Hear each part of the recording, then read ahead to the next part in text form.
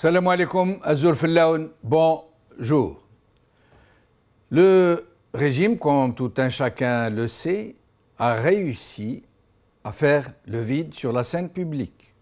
Les partis politiques qu'il n'a pu acheter, corrompre, neutraliser, ranger le long du râtelier, il les a démolis ou alors il refuse de les agréer. Il a réussi ainsi à enfermer la société algérienne en tant que tout dans une sorte de silence politique, de désert politique, de non-expression, puisque la seule façon qu'il leur reste aux Algériens est de désigner leurs représentants parmi des partis corrompus qui roulent pour le régime. Et donc, quand des citoyens tentent de s'organiser pour contester le pouvoir politique et recouvrer leur droit à disposer de leur propre pays, ils ne trouvent aucune force politique autour de laquelle ils peuvent se rallier, s'agglomérer.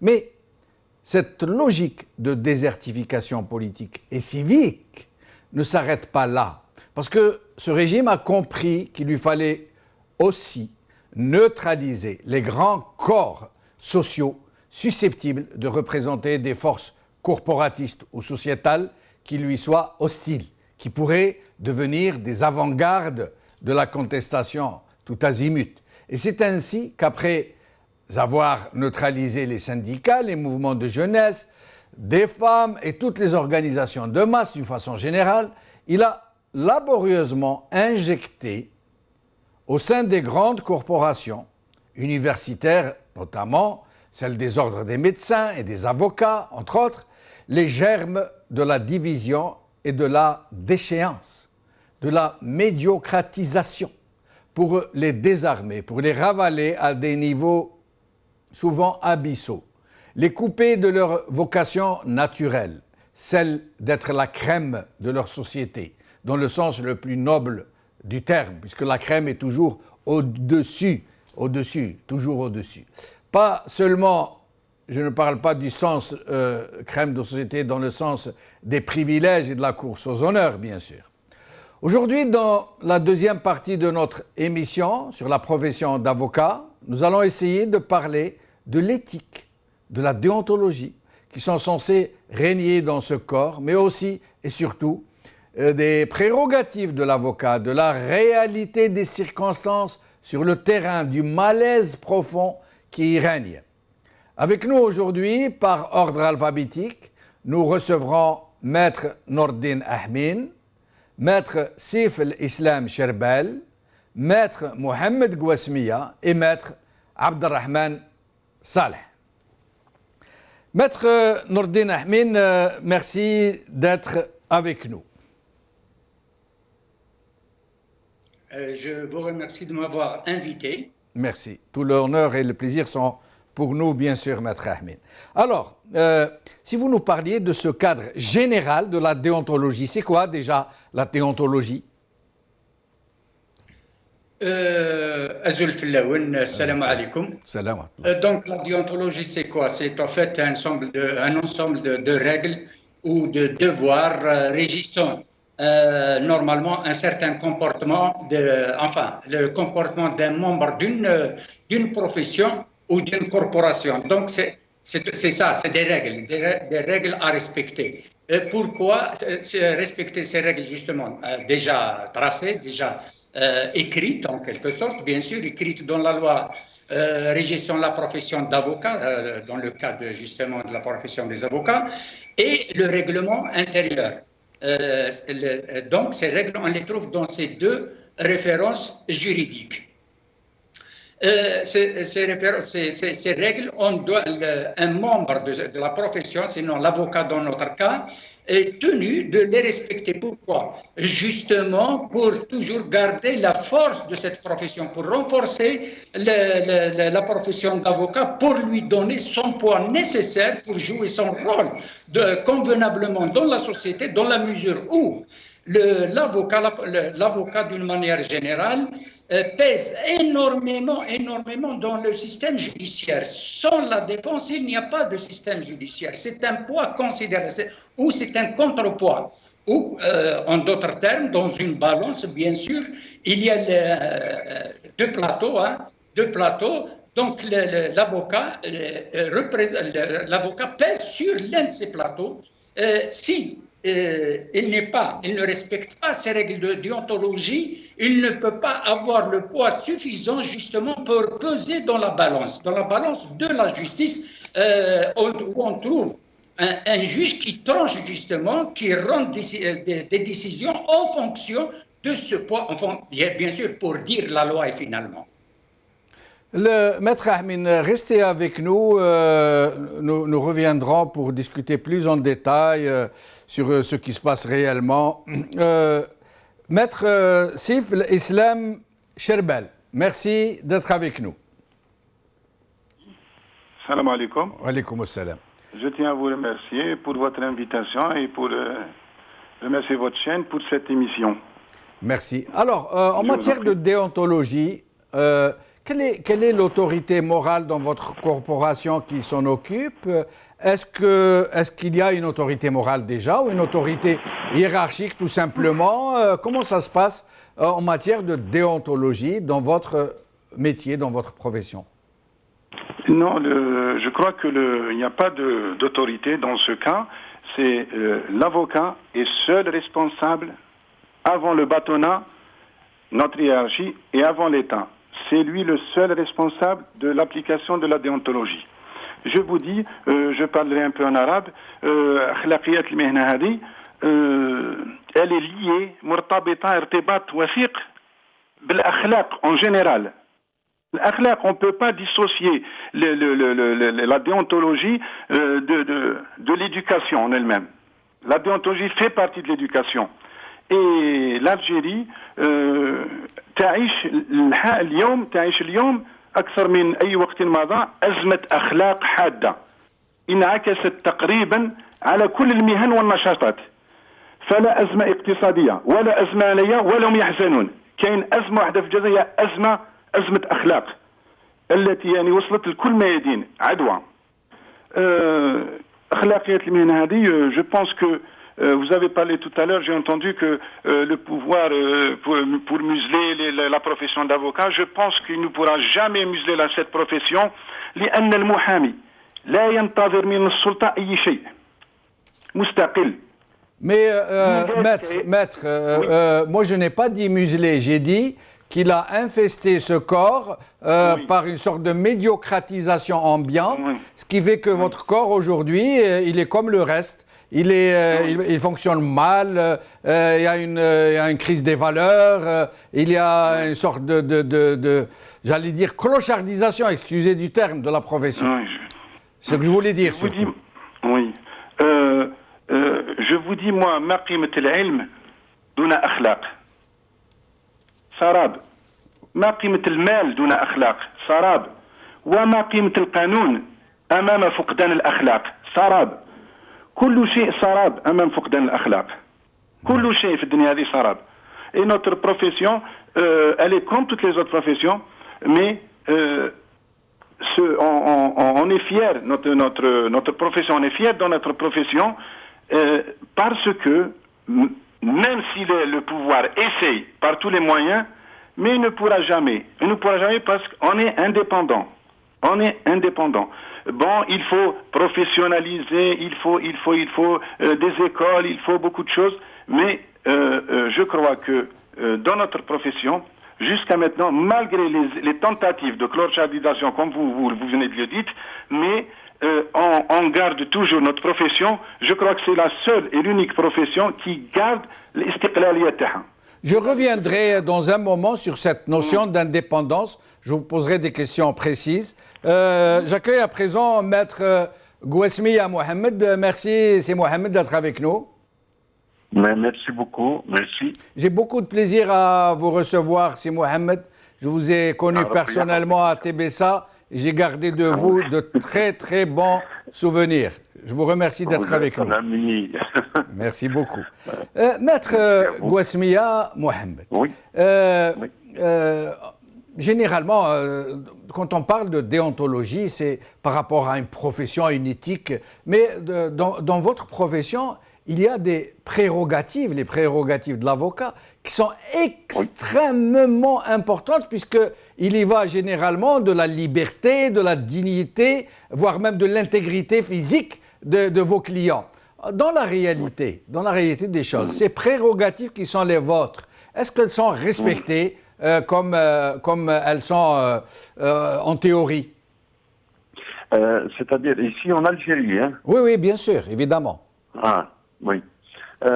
écoutez, شوف بون المحاماة كما قلت انت كاين اخلاقيات المهنه كاين بون اخلاقيات المهنه لازم المحامي يكون يتحلى بالنزاهه بالاستقامه يتمسك بالقيم الخلقيه الشرف النزاهه الشجاعه الى اخره ولكن هذه برك يعني احنا المهنه هنا في الجزائر يعني نقول لك صراحه يعني تشردت صايي بون يدخل محامي ما بون تعرفوا الجامعه مستواها يعني مستوى ضعيف خلاص التكوين ما كان حتى تكوين لا اخلاقيا ولا علميا. بون المحامي هذا مسكين الشاب لانه درك ولات يعني انا نقول بصراحه راهي ولات تشغيل شباب.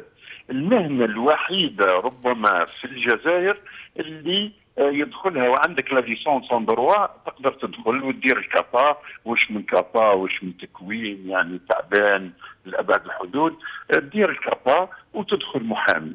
يعني لا يحوسوا هذيك لا ميم حتى انا كنت في البطلونات عنابه اللي كيفاه يا النقيب كيفاه ما يطلبوش حتى الكازي جوديسيير نيميرو 2 والله العظيم محامين متابعين جزائيا لا تكوين لا اخلاق لا حتى شيء الا بالمحامي واش راح تطلب منه باش يكون بون يدخل طول يبدا بون تبدل الاساليب نتاع السكروكوري راني نعرف القاضي الفلاني هاي هكا هاي هكذا. اذا هذه اخلاقيات المهنه يعني الا ما رحم ربي غير القله القليله اللي راهي ما زالت متمسكه باخلاقيات المهنه لانه لازم الواحد يعني هذه هي وبالتالي المهنه راهي راحت يعني راحت صراحه. Justement, Mohamed Gouasmia, justement, je voulais vous poser une question très délicate, très grave. Vous venez d'y faire allusion à l'instant, mais les Algériens en savent quelque chose. C'est pour ça que je crois que le moment est venu d'en parler. Dans votre milieu, dans votre profession, dans le milieu de la justice d'une manière générale, beaucoup d'avocats ont trouvé une sorte de nouvelle vocation. Ils sont devenus les rabatteurs, les relais de la corruption vers les magistrats. C'est devenu un secret de polichinelle. On connaît des avocats qui, en fait, ne sont pas là pour défendre les gens par rapport à ce qu'ils ont appris à l'université ou dans leur métier, mais ils ont des tarifs pour les affaires. Telle affaire coûte tant, telle affaire. Ils connaissent les magistrats corrompus et c'est leur travail principal. Est-ce que j'ai raison ? Vous avez raison. C'est vrai, il y a des avocats et même شوف وين وصلنا يعني bon مثلا par exemple انت افوكا كوني معروف خطيك تخدم المهنه نتاعك تخدمها كفن مش حتى ميتي على خاطر يقول له لازم هذاك تروح تنحيه هذاك ما نقبلوش انا ما نقبلش المحامي هذاك لانه هذاك انسان نظيف وكذا بعد راح يولي يخلط لنا الامور وكذا نحي هذاك لافوكا وهذه انا موجود ويحسب كيما قلت انت باغ اكزومبل 40 مليون 50 مليون 20 مليون والافير نتاعك راهي تمشي يعرفوا لي زافوكا كورومبي لي جوج كورومبي وفوالا وهكا يخدموا. هذه رانا نشوفوها في حياتنا اليوميه تلقى لي زافوكا الباهين كل وقت ما عادوش يخدموا لانه حاكم المكتب نتاعو مريح هو تلقاه يعرف لا بوليس يعرف لي غارديان دو بريزون يعرف دو بارتو بالتالي تلقى لي ديتاني سيرتو ما تلقاش لي زافوكا الباهين كل تلقى غير هذوما لي راباتور هذوما هما اللي تلقاهم يخدموا. هذا هو الواقع يعني. Restez avec nous, maître Mohamed Gouasmia. Maître Ahmin, maître Gouasmia, avec son franc-parler habituel, moi je le connais bien, c'est comme ça qu'il parle tout le temps dans sa vie de tous les jours, vient de mettre le doigt sur une plaie purulente, celle de vos confrères qui, plutôt que de respecter cette déontologie dont on parle, de se battre pour la dignité de leurs clients et pour leur propre, sont entrés dans une sorte de dynamique corruptrice, corrompue. Ils sont des relais de la corruption, du trafic, de l'influence. Qu'est-ce que vous en pensez vous-même? Qu'est-ce que j'en pense? Ça, c'est vrai. C'est un phénomène malheureusement qui existe. En même temps, c'est la gravité de la chose où il réside exactement. Ce n'est pas le fait de l'existence du phénomène lui-même. C'est la gravité, c'est qu'on ne prend pas de mesures contre ce genre de comportement. C'est devenu, même si ça vient d'une minorité, mais le fait de ne pas prendre des mesures nécessaires pour combattre ce genre de comportement, on entend très très bien tel avocat a fait ceci, il se prétend avoir des connaissances, et on ne fait rien, on n'ouvre pas des enquêtes, on ne poursuit pas les avocats pour ça, dans la mesure où c'est très très grave, c'est absolument, c'est ça, donc cela est malheureusement, ce phénomène, il prend de plus en plus de l'ampleur.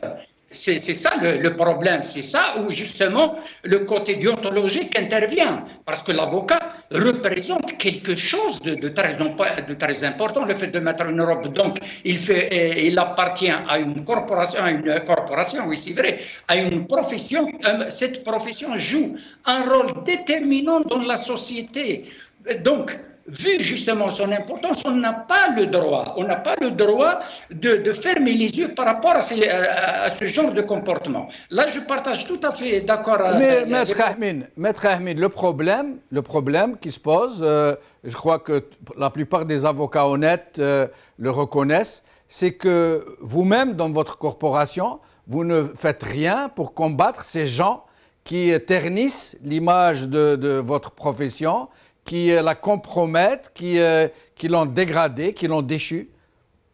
Vous n'entreprenez rien contre ces gens? Je crois qu'on est un peu dépassé par les événements. Tout à l'heure, mon confrère Gouesmia justement parlait de Tashril Shabab. Malheureusement, dans l'émission précédente, on a parlé justement de l'ouverture de cette profession à tout le monde, sans limite et sans contrôle, en quelque sorte, c'est-à-dire tous ceux qui ont fait leurs études et obtenu leur diplôme, bon, ils rentrent facilement dans cette profession, contrairement aux autres, contrairement qui sont à peu près similaires. Et c'est ça ce qui a fait que là, il y a un nombre important, donc c'est devenu presque incontrôlable. C'est ça le côté. C'est là où je rejoins vos propos par rapport au système. Je crois que c'est une politique voulue. On a voulu s'attaquer. C'est vrai, nous sommes une profession indépendante. L'avocat, bien sûr, tout dépend de lui. Bien sûr, les avocats avertis, les avocats qui sont là, pour défendre la profession, pour jouer leur rôle pleinement. Je suis tout à fait d'accord avec mon confrère Saif al-Islam, ça c'est vrai. Mais là où la faiblesse de ce corps justement intervient, c'est que vu justement cette situation qui a pris de l'ampleur, maintenant il y a un nombre très important, on a l'impression comme si les choses sont devenues incontrôlables. Donc, on s'éloigne de plus en plus de la déontologie, justement, la plus élémentaire. Comment se comporter vis-à-vis de son confrère, comment se comporter vis-à-vis des magistrats, comment se comporter vis-à-vis de son client. Tout cela, justement, la déontologie tourne autour de tout cela. Nous allons y arriver, Maître Ahmed, à ce volet, à cet aspect des choses. Je rappelle que nous n'arrivons pas à joindre Maître Abdelrahman Saleh. Maître Cherbel, Saif al-Islam Cherbel, nous l'avons perdu. Nous l'avons perdu aussi, nous allons le rappeler. Je reviens à Mohamed Gouesmia que nous avons maintenant en Skype, il me semble, nous avons réussi à l'avoir en Skype.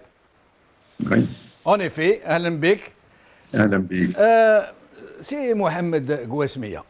Oui. Le maître Ahmed abonde dans votre sens. Il dit qu'en effet, c'est catastrophique, que ces avocats qui font la honte de votre corporation existent bel et bien, malheureusement. Le régime ne les combattra jamais, puisque peut-être même qu'il a tout fait pour qu'ils existent, justement. pour neutraliser votre morale, votre profession. À votre avis, comment il faut faire? Il faut les laisser exister, ces gens? Il faut rien entreprendre? بون شوف هي اكيد الديمقراطيه هي اللي لانه قلت لك انا كنت في نقابه المحامين وشفت كيفاه مام انا بالذات نجحت بالتزوير. كيفاه يا عباد الله المجتمع المدني يمارس في الديكتاتوريه على بعضه؟ كيفاه احنا يعني مؤسسه دستوريه وقانونيه ويقبل المحامي يقبل انه الانتخابات تزور؟ يعني انا نقول لك انا لي باطونيي ريجينو هذم ما يحبوش يسيبوا الباطونه، يبقاو بون واش يديروا؟ دخل المحامين لي زافوكا ستاجير، دخل يعني دي نومبر تحير. يعني احنا ما عندناش امكانيات باه نكونوهم وكذا، مي يدخل على اولا يحبوا يدخلوا الفلوس. كل محامي يدفع 50,000 دينار 50,000 دينار. دوزيامون يستغلوهم في الانتخابات. باه والحمد لله احنا القانون درك جديد هذا راهو منع لي زافوكا ستاجير ما يشاركوش في الانتخابات نتاع الباطونه. يعني شيء عجيب وغريب يا عباد الله. كيفاه يا ناس، كيفاه مهنة يعني تروح، كيفاه المحامي ما يدافعش على حقه، كيفاه تقبل يعني يقبل المحامي انه يعني انتخاباته تزور، ومن جهة أخرى في المحاكم يقول للمواطن يقول له نو نجيب لك حقك وكذا.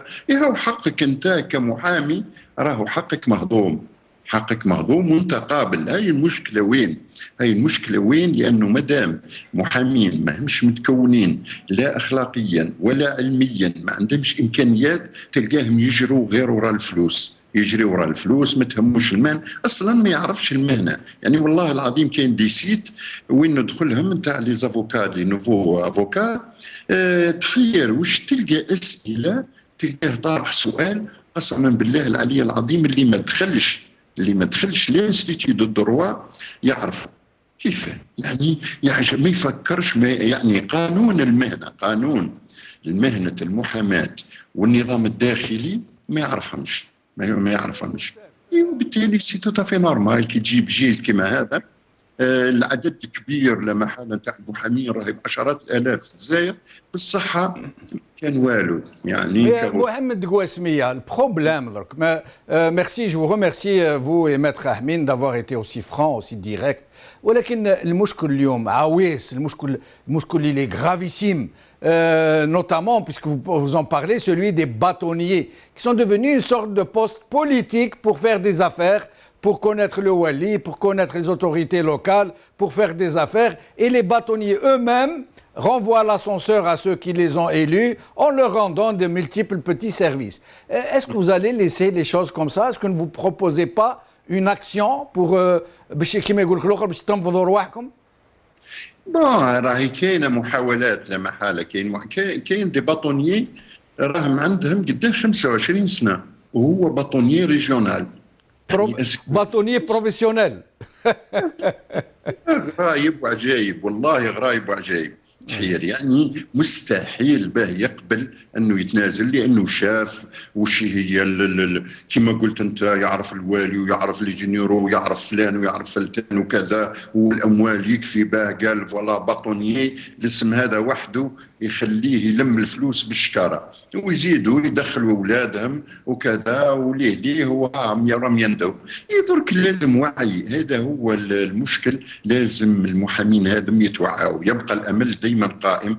اذا توعوا المحامين وفهموا باللي راه عندي صاحبي انا والله نحشم نشوف جيراننا التوانسه، راك شفت كيفاه في الثوره نتاعهم، شفت كيفاه المحامين هم السباقين. انا دائما نقول لهم راهو العالم الكل يسيروا فيه المحامين الا في الجزائر. وقتها تبعث لنا النقابه وكذا، شوفوا مع لي زامبو واش هو باهي يعني غير جيوبنا شو باهي ينقصوا لنا شويه من لي زامبو وكذا. كيفاه يعني جات مناسبات كبيره كذا يا ناس لازم نبادروا، لازم احنا اللي نكونوا سباقين في العالم الكل. هذه هي الغالب، ما كانش ابدا باه مصلحه عامه تلقاهم يجريوا لها، حتى في الوئام المدني جات المصالحه الوطنيه جات كذا، هيا نبادروا هيا نبداو، نو يستنى حتى ويشوف واش هي واش نظره الوزير، واش فلان، واش كذا الى اخره. يعني مانيش انا نقول لك لو كان يعني هي لازم تكون الانتخابات ترجع انتخابات ديمقراطيه، باه يخرج الكفء يخرج، واللي ماهوش كفء ثاني يبعد على النقابه. هذه هي، وهذه تحتاج وعي من المحامين، لازم يتوعوا، لازم يعرفوا باللي هذه حقوقهم وهذه نقابتهم. يعني نقول لك مثلا، نعطيك مثال بصراحه، انا والله ما يهمني واحد ويعرفوني انا في الميدان هذا، راني المصلحه العامه نحطها فوق اي اعتبار، مصلحه بلادي ومصلحه المهنه وكذا نحطها فوق كل اعتبار. يعني شيء عجيب وغريب يا عباد الله، شيء عجيب وغريب لما يعني كيفاه تقول له يا خويا لازمنا نخدموا المحامين، كيفاه ما نكونوهمش، كيفاه درك اكثر من 4 سنوات هنا الباطونه نتاع النابه، يعني تبسه مجلس قضاء تبسه، ما كان لا محاضره كيفاش دور النقابه، اذا كان ما كانش ني يوم دراسي ني محاضره ني حتى حاجه، رانا هكذاك بقر الله في زرع الله ماشيه، جماعه تنهب، جماعه تسكروكي في المواطنين، شكاوى المواطنين ما يجاوبوش عليها نهائيا، ما يجاوبوش عليها نهائيا. يعني شيء عجيب وغريب، ما كان حتى اذا وش هو دور النقابه؟ دور النقابه انك تدفع والاخرين فهموا لي زيسكرو هذوما لي راباتور هذوما، فهموا باللي النقابه ما كانش، النقابه ميته، وبالتالي راهم يلعبوا ويركدوا على كل حال على المواطنين. Restez avec nous Mohamed Gouasmia. Cherbel, Saïf el-Islam, nous vous avons perdu, nous vous avons retrouvé. Merci d'être avec nous de nouveau. Vous m'aviez dit tout à l'heure que votre profession était indépendante et vous l'avez répété à 2 ou 3 reprises. Vous pensez réellement ce que vous disiez, qu'elle est réellement indépendante, la profession d'avocat ? Oui, avant tout, j'ai entendu quelques bribes au téléphone et je corrige mon confrère. Oui. Je le corrige, il ne faut pas dresser un tableau aussi noir de notre profession. Non. Il y a du vrai de ce qu'il dit, mais il y a beaucoup de faux. Et pour les responsabilités, il faut pas fuir en avant. Alors, dites-nous ce qu'il faut. Dites-nous ce qu'il faut, Maître Cherbel. Dites-nous ce qu'il faut. Il ne faut pas lancer des généralités, puisque les 2 avocats qui vous ont précédé ont donné des détails. Donc, si vous dites que c'est faux, donnez des détails aussi. Non, je n'ai pas entendu. J'ai dit que j'ai entendu des bribes à la fin. Des bribes, vous ne pouvez pas savoir si c'est faux, si vous avez entendu des bribes. Non, attendez. D'après ce que j'ai entendu, je vais vous répondre. J'ai dit qu'il ne fallait pas dresser un tableau noir. Parce que j'ai entendu qu'il avait dressé un tableau noir des bâtonnats et tout. Et pour les responsabilités, je dis que les bâtonniers ou tous les bâtonniers ne sont pas responsables et tous les bâtonnats ne se ressemblent pas. Troisièmement, les avocats sont responsables parce qu'un bâtonnier ne peut rien faire si les avocats ne sont pas complices. Le bâtonnier, il ne peut rien faire. Que les bâtonnats prennent les responsabilités s'il y a des dépassements au niveau d'un quelconque bâtonnat. Quant au conseil de discipline, Al-Sétif, il marche, il roule, ne sait pas qu'il marche. Les plaintes déjà, des fois, je vous dis que, les avocats, on va au bâtonnier, c'est quoi, à chaque fois qu'il y a une plainte, vous nous appelez. Il faut voir si la plainte est juste ou pas. On est devenu la proie de nos clients. Parce qu'ils ne connaissent pas la loi, donc en avant la plainte, Mohamed Madarlish, Mohamed Madash, non. Donc la responsabilité, il faut voir où on est, dans quel bâtonnat, il faut voir ce qui a été fait, ce qui n'a pas été fait. Maître Cherbel, une question et je vous laisse poursuivre.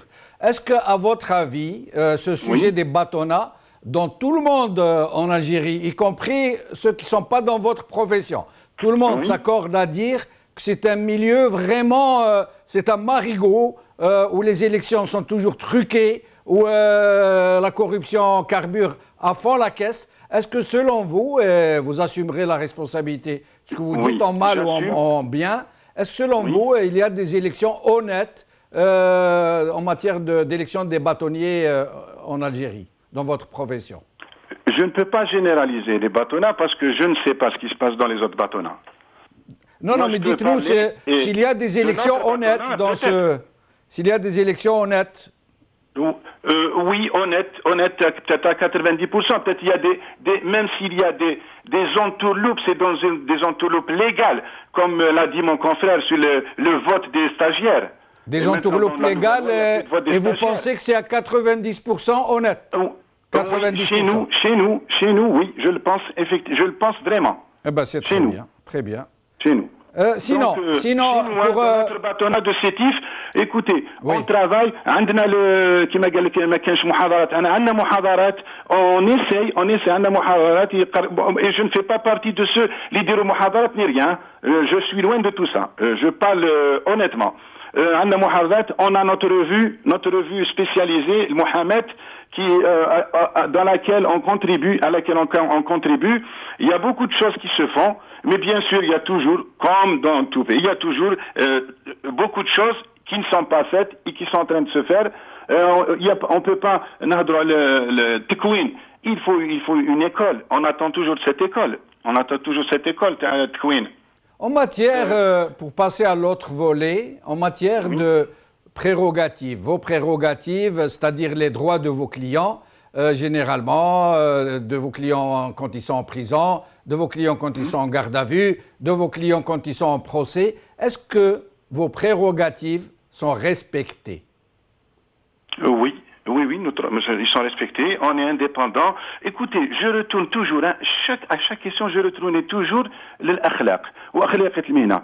Parce qu'un avocat qui se respecte, un avocat qui fait son travail, honnêtement, je vous jure qu'il est respecté par tout le monde. Et qu'il n'est jamais, que son travail n'est jamais, bien sûr, maintenant, quand je parle, je ne parle pas à 100%. Il y a toujours des gens, des incompétents de l'autre côté. Même dans notre, il y a des incompétents, il y a les machines khalqin, il y a des gens qui utilisent le pouvoir qui sont là-bas. Mais, en général, là, j'ai jamais été inquiété. L'istiqlaliya, on l'a.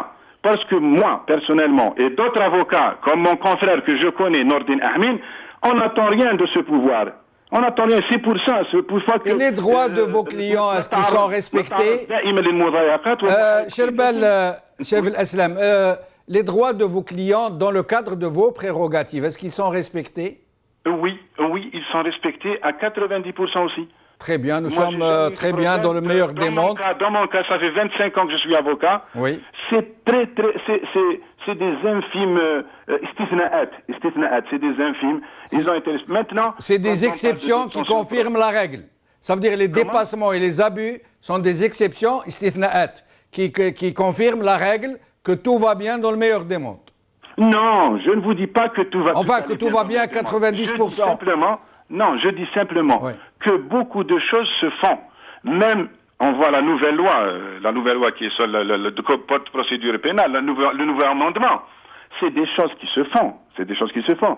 Mais je dirais toujours que قليل من الماء قد ينقذك يا سيدي وكثير من الماء قد يقتلك والأخلاق هي التي تتحكم في الحفاظ على التوازن بين القليل والكثير. Donc il faut pas trop de istiqlaliya, trop d'indépendance tue l'indépendance comme l'impôt, et peu d'indépendance tue aussi l'indépendance. Donc il faut savoir en sage, d'ailleurs c'est ce que je prends toujours, la sagesse dans tout. La sagesse veut qu'on applique la règle du juste milieu. Je vais vous poser une question qui est un peu en dehors du sujet, si vous permettez, bien sûr. Et ce n'est pas une question piège, c'est juste pour essayer de comprendre un peu votre perception des choses. Est-ce que nous sommes dans un état de droit? Oui. Nous sommes dans un état de droit. Ben, c'est parfait, j'ai compris. Restez avec nous, je reviens à vous dans un petit moment. Nordin Ahmin, voilà, finalement, il y a de tout pour faire un monde. Comme on dit, la différence, rahma, il y a des différences de point de vue. Maître Sherbel vient de nous dire que nous exagérons peut-être un peu, que tout va bien, du moins à 90%, que tout semble baigné, que nous sommes même dans un état de droit. Finalement, votre avis sur la position, l'attitude de votre confrère? Bon, je n'ai pas jugé l'attitude de mon confrère, bien sûr, mais j'ai un point de vue. Bon, Je peux faire quelques remarques, quelques observations sur ce qu'il vient de dire. C'est bon.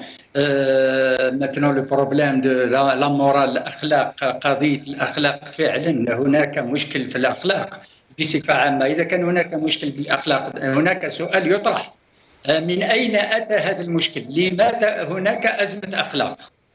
Déjà, il faut poser cette question. La deuxième des choses، نطرح سؤال آخر حول المهنة. هل مهنة المحاماة في الجزائر هي بخير؟ الجواب بالنسبة لي لا، ليست بخير.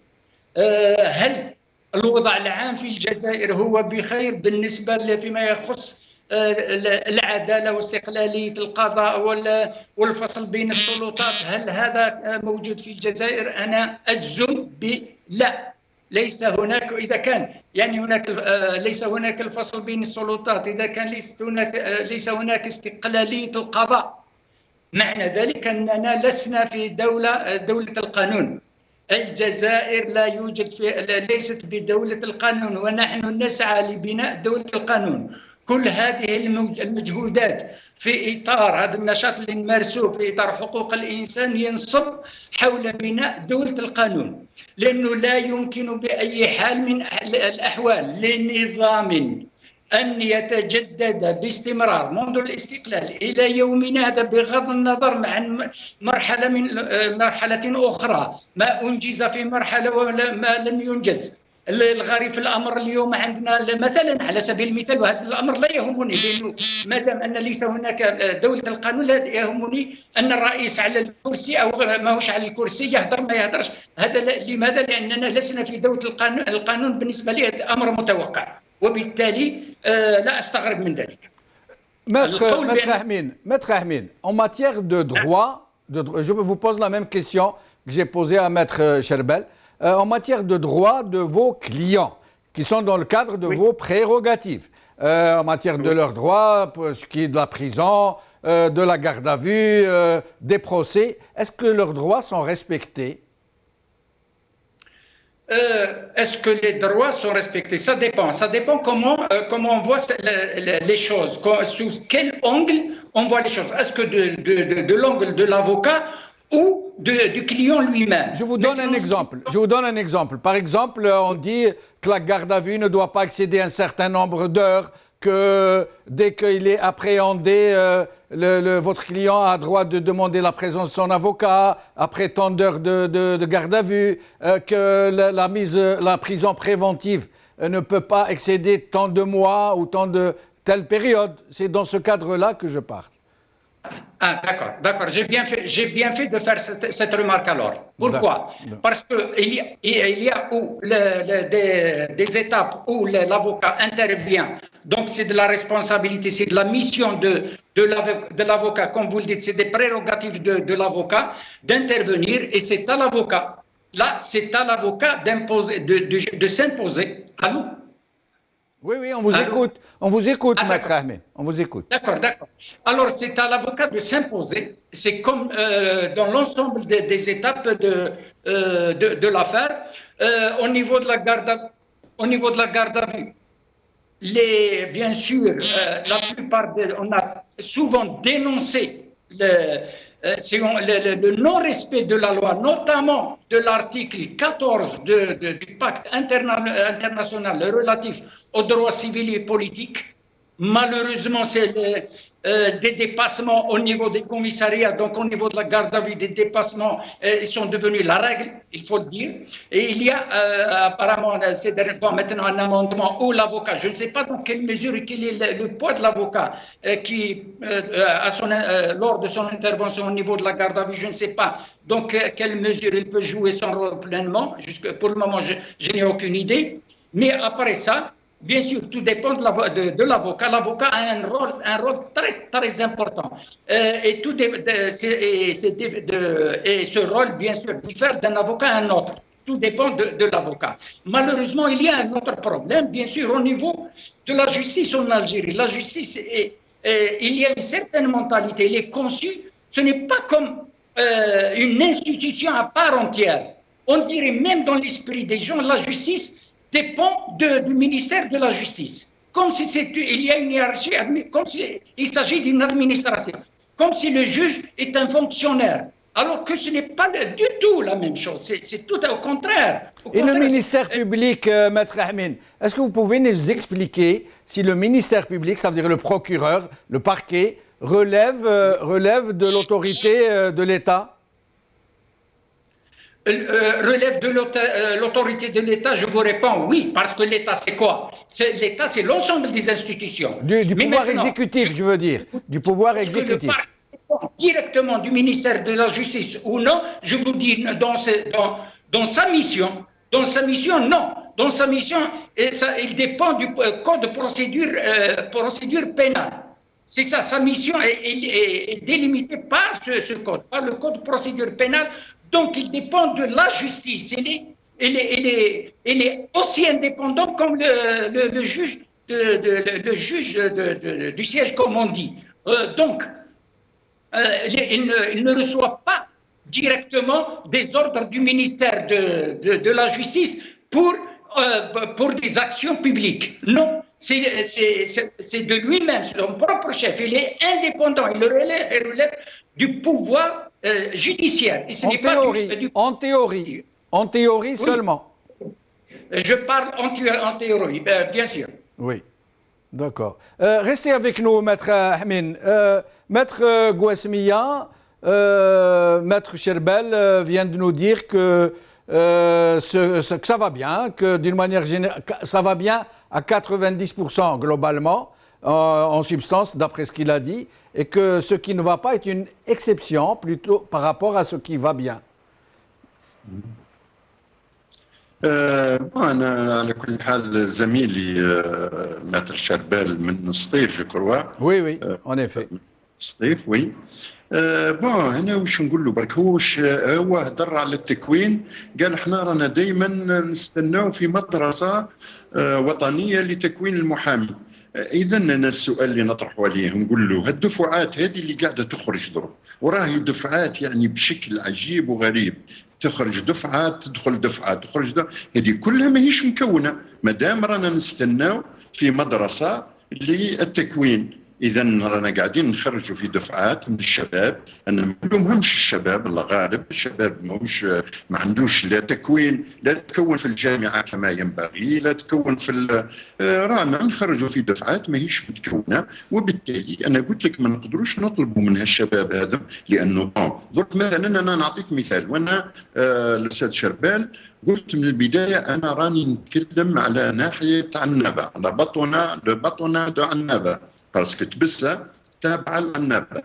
أنا نعطيك مثلا تبسة، درك راهو عندنا حوالي 500 محامي في تبسة، في الولاية دو تبسة 500 افوكا يا عباد الله. في ولاية تبسة كاين 500 محامي، كاين حوالي 500 محامي، وما زالت الدفعات جايتنا من باتنا من قسنطينة، لانه وين يسمعوا بطنة راحت فتحت دورة للتكوين يروحوا من بعد يدير التحويل ويحولوا يجينا لنا. 500 محامي يا عباد الله، يعني هذم كلها كاين سوق العمل راح تستوعب الناس الفقر، شفنا الجزائريين وكذا، وبالتالي انا يعني ما نطلبش منه باش يكون امام والا باش يكون المهدي المنتظر. هذا راح يولي لانه سوق العمل راح تجبره، ما دام ما كانش خدمه راح تجبره انه يروح يمارس اساليب اخرى، يبدا يوعد في الناس كذا، يعني نعرف فلان نعرف فلان نعرف القاضي الفلاني كذا، يبدا يدير خيوط مع الشرطه مع الدرك، قال ابعثوا لي كي يجيوكم تحكموا جماعه تحكموهم في الكاردافي، ابعثوا خلينا نجيو بون ما نقولش كلهم، كاينين يعرف لي غارديان دو بريزون وكلش يتفاهموا وياهم، سيرتو احنا هنا عروشيه وكذا، كل واحد والعرش نتاعو، اللي عنده غارديان من العرش نتاعو يبعث له. اذا انا فقط نقول له باللي ما دام ما كانش مدرسه التكوين، علاه ما كناش نقبلوا اعداد بسيطه اللي نقدروا نكونوها احنا، وزيد راهم يشترطوا به المحامي اللي لازم يكون مشرف، لازم يكون عنده على الاقل 7 سنوات خبره، وتكون عنده على الاقل 4 شامبر يعني لانه كاين لا سال داتونت، كاين سكرتاريا، كاين لو بيرو دافوكا، ولازم يخصص للافوكا ستاجير يخصص له ان شامبر. شكون هو اللي عنده كات هكذا نظريا كنقراو في القانون هكذا، من بعد تولي وتلقى محامي عنده 10 وراح يكونهم، يبعثهم يستخدمهم بريميرمون، ابعثوا خلي يروح لك لمحكمه العوينات بار اكزومبل، ابعثوا يروح لك لمحكمه بير العاتر، يخدموا كاتب عنده وسلام، لا يستفيد ولا يتخرج والو، ما يفتح حتى شيء. اذا هذه نقطه، هذه النقطه. بالنسبه لدولة القانون، انا نشكر زميلي احمين، يعني كلام منطقي ومعقول، ما نكذبوش على رواحنا. دولة القانون راهي تتطلب اجهزه، تتطلب فصل بين السلطات. احنا هنا راه عندنا السلطه التنفيذيه هي المهيمنه على كل شيء، السلطه القضائيه ما عندناش سلطه، تقدر تقول عندنا وظيفه قضائيه وعندنا سلطه تنفيذيه وعندنا وظيفه تشريعيه. السلطه التنفيذيه هي اللي مهيمنه على كل شيء. كيفاه تكون استقلاليه دولة القانون يعني بالطريقه هذه؟ تكلمت عن الكاردافيو. نعم. انا نقول لك المحاضر نتاع احنا هنا، يعني هنا في تبسه، انا نكلمك على تبسه، راهو القضائيه هذا سواء كان لا بوليس ولا الجندرمري، راهم كيما يحبوا، تقدر تقول هما اللي يصدروا في الاحكام. يعني البي في اللي يديروا هو يديروا كيما يحب، هو يحب السيد هذا يخفف عليه ولا هو يريقلوا الامور. سيرتو كي يزيدوا نلقاو قضاة ماهمش متقاضي يا عباد الله، كي يجي سبب الحكم نتاعو يقول لك حيث ان محضر الضبطيه القضائيه راهو صرح قدام محضر الضبطيه القضائيه، بينما القانون يقول لك العبره بما يدور في الجلسه. محضر الضبطيه القضائيه هذا راهو يؤخذ على سبيل الاستدلال، يعني اذا كان القاضي استانس له اهلا وسهلا، واذا كان لانه قدام لا الشرطه ولا الدرك المحامي ما يحضرش، ما كانش دفاع قدام الشرطه والدرك، راهي يعني سكنات مسيجه، اسوار ماناش عارفين مش يتم داخل هالاسوار هذه. يقول لك لا كاردافي ثاني حدوها كما يحبوا هما، انا مثلا نعطيك مثال، عبد الحي عبد السامي الصحافي هذا اللي راهو الضرك مازال اون كاردافي، مازال في الحبس المؤقت، مازال في بريزون بريفونتيف. سبحان الله يا صاحبي، البيفي انا درك راني مقدم شكوى، قدمت شكوى للقضاء وراني نستنى واش راني يديروا فيها. شوف حكموا لو 18 ولو 19 ولو 20 لو 21 لو 22 لو 23 لو 24 لو 25 ولو 26، قد هذم 9 ايام.